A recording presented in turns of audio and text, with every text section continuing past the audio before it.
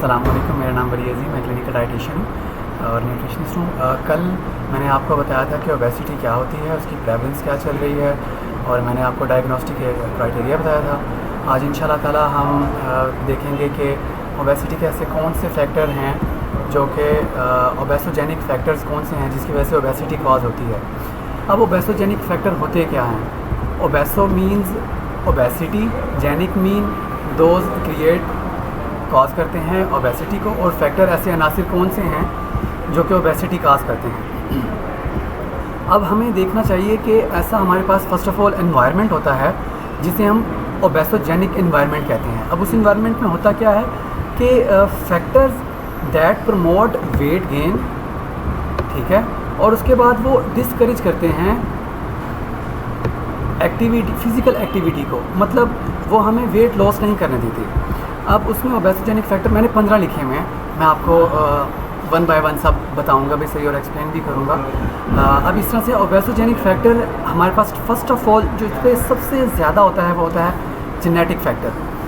About 25 से 40% हमारे जो भी होती है वो इसी वजह से होती है, जीन्स की वजह से, और अप टू 70%। मतलब अगर मुझे कोई आके कहे कि यार मैं इतना हेल्दी या मतलब ओबीज़ क्यों हूँ और आप इतने लीन क्यों हैं, तो मैं सिर्फ यही कहूँगा यार जेनेटिक रीज़न है।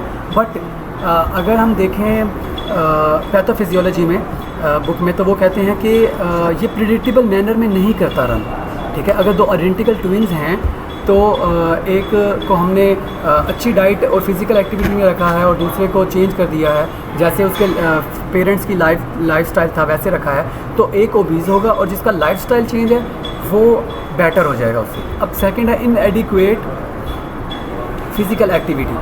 इसका मतलब मैं आपको कहता हूँ ये किस तरह से हमें ओबेसिटी कॉज करेगी। ये सेडेंटरी लाइफस्टाइल है, मतलब ऐसे कि जैसे हम सिंपल घर के काम करते हैं उसमें होता है। अब हम जब काम नहीं करेंगे, कैलोरी डेफिसिट पे नहीं आएंगे, ठीक है, हमारा कैलोरी हमेशा सरप्लस रहेगा या हमारी बॉडी एक्टिव नहीं होगी, वो स्टोरेज की तरफ चली जाएगी। उसके बाद थर्ड है मेडिकेशन।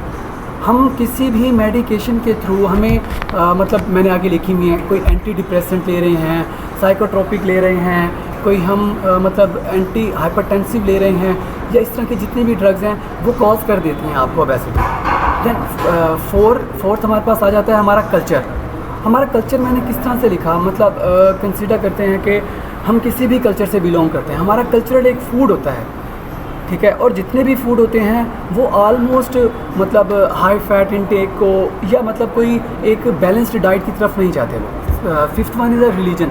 हमारे रिलीजियस फूड होते हैं मैक्सिमम। हम अगर अपने इवेंट पे देख लें, ईद हो तो हम सवैयाँ बनाते हैं, ठीक है, ETCs बहुत सारे इवेंट्स हैं, हम मतलब उसमें हम स्वीट फूड को ज़्यादा प्रेफर कर रहे थे। दैन हमारे पास आ जाता है छठा सोशल।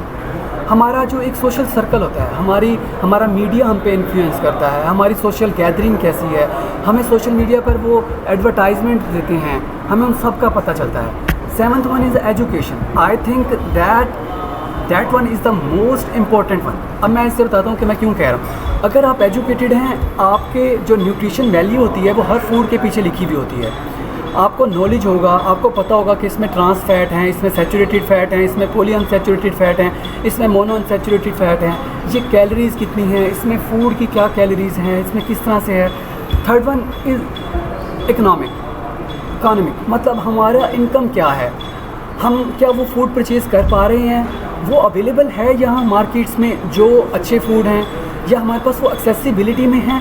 इन तीन चीज़ों को ना बहुत मैटर करता है। मतलब जैसे कि अब यहाँ पर हमारे यहाँ महंगाई बहुत हो चुकी हुई है, तो अब मुझे एक चीज़ का पता है, चीज़ें अवेलेबल तो हैं लेकिन हमारे पास इनकम इतनी कम है कि हम उन्हें परचेज़ ही नहीं कर पाते। अगर एक मैं लेमैन को देखूँ, फ्रूट्स की तरफ ले जाएं हम, तो आज तकरीबन जो पीच मिल रहे हैं वो 250 पर kg है, ठीक है। अब वो अपने घर की रोटी पूरी करे या इस तरह से चीज़ें पूरी करे। अब वो भी ओबेसोजेनिक किस तरह से चले जाते हैं कि फिर हम उन फूड्स की तरफ चले जाते हैं जो कि अनहेल्दी हैं, ठीक है, कैलोरी मतलब हमें सरप्लस कैलोरीज प्रोवाइड करते हैं। अब next one is a fast food.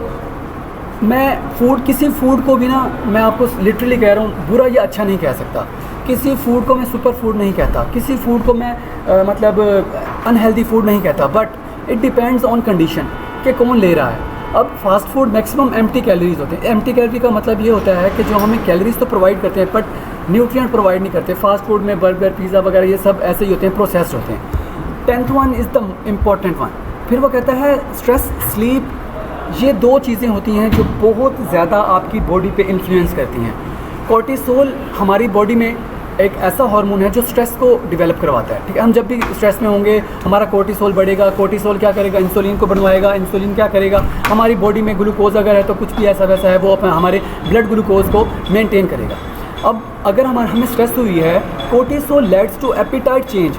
हमारा जो एक आर्केडियम, हमारा जो एक मतलब एक रिदमिक फ्लो होता है ना कि हमने सोना है, उठना है, वो ख़राब हो जाता है। उसकी वजह से हमें काफ़ी ज़्यादा ओबेसिटी के होने के चांसेस होते हैं। देन 11 नंबर है हमारे पास एंडोक्राइन डिस्ट्रप्टिंग केमिकल्स। ये ऐसे केमिकल्स हैं जो कि एनवायरनमेंट में हमारे पास प्रोड्यूस होते हैं। ये लाइपोफिलिक इन नेचर होते हैं। हमारे एडिपोज टिश्यू में ये जाकर स्टोर होते हैं। अब मैंने ऊपर एक वर्ड लिखा है परसिस्टेंट ऑर्गेनिक प्यूटेंट। अब इसमें क्या क्या आ जाते हैं? BPA आ जाता है, फथलेट आ जाता है, ऑर्गेनोक्लोराइड आ जाता है, ऑर्गेनोफॉस्फेट आ जाता है। ये सब ये जो मतलब है ये हमारे पैकेजिंग वगैरह में होते हैं, मैक्सिमम BPA वगैरह। तो ये हमें क्या कर देते हैं? हमें ओबेसिटी की तरफ ले जाते हैं, ठीक है। हमारी इंसुलिन रेजिस्टेंस हो जाती है। ये मैं इंशाल्लाह ताला ये वाला आपको मैं लाजमी बताऊंगा, जो भी डायबिटिक पेशेंट हैं उनके लिए भी और सिंपल लोगों के लिए ये इंसुलिन रेजिस्टेंस इंशाल्लाह मैं इस पर पूरी डिबेट करूंगा। 12th one is viral and pathogenic. About 10 ऐसे पैथोजेनिक आज तक इन 2 डिकेड्स में डिस्कवर हो चुके हैं जो कि ओबेसोजेनिक इन नेचर हैं। जैसे कि ह्यूमन में होता है एडिनो वायरस 36, AD36 काज करता है एडिपोसिटी। देन हमारे पास मेडिकल डिसऑर्डर आ जाते हैं। अगर मैं इनमें देखूं प्रेडर विली सिंड्रोम है पड़ा, एक कुशिंग सिंड्रोम है पड़ा, वो भी हमें ओबेसिटी कॉज करते हैं। Then dietary behaviour, I think ये one of the most important है कि हम अपनी लाइफ को किस तरह से सेटल कर सकते हैं। अब हमारा डाइटरी बिहेवियर मतलब किस तरह से है? मैं क्या ले रहा हूँ, क्या नहीं ले रहा। मेरा eating without any concern, eating for taste, मतलब मैंने ये वर्ड्स लिखे हैं, मैं आपको बताता हूँ इसका मतलब। हम देखते हैं कि टेस्ट कैसा है। मैं आपको एक रिसर्च बताता हूँ। According to USA about 82% people in USA वो इस वजह से खाते हैं कि उन्हें टेस्ट अच्छा लगता है। तो सच में हम भी इस वजह से खाते हैं, ठीक है। अब इसे हमने चेंज किस तरह करना है? अब खा रहे हैं ना, उनमें ऐड करवा लें कुछ भी चीज़ें, अब वो ओबेसोजेनिक इन नेचर हो जाते हैं।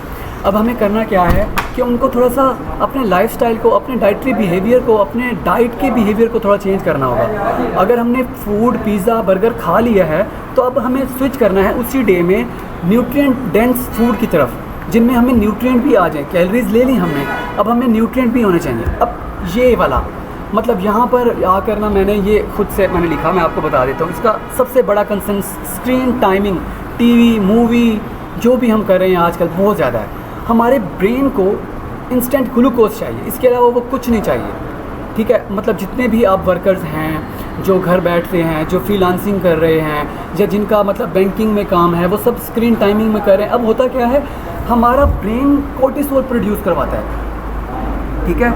क्यों से लगता है शायद ना ये ना कोई फाइट और फ्लाइट मोड चल रहा है। मतलब ये इतनी देर से इंसान बैठा है स्क्रीन पे और ये देखी जा रहा है, पता नहीं क्या हुआ इसे।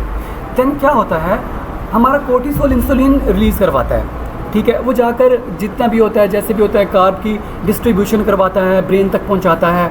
अब वो हमें कोर्टिसोल एक और सिग्नल भी देता है, वो कहता है यार आपको ना कार्ब क्रेविंग हो गई है। मतलब कार्बोहाइड्रेट ऐसी स्वीट, इसे मैं कहूँगा एक सिंपल वर्ड में अगर मैं बताऊँ तो स्वीट क्रेविंग होती है हमें। तो हम अपनी स्वीट क्रेविंग को ख़त्म करने के लिए हम कहते हैं कि यार चलो कुछ फूड खाया जाए।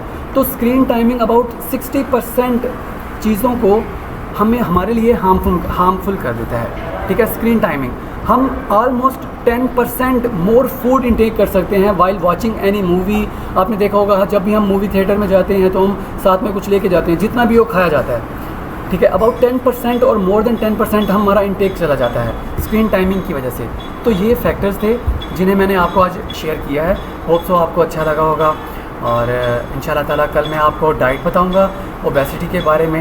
इंशाल्लाह कल मैं आपको काफ़ी ज़्यादा और चीज़ें भी बताऊंगा, जैसे कि ऐसी कौन सी हर्ब्स हैं, ऐसे कौन से कुछ फूड्स हैं जो कि आपको हेल्प कर सकते हैं डायबिटिक पेशेंट को एक मतलब मोटापे को कम करने में। जज़ाकल्लाह, अस्सलाम वालेकुम।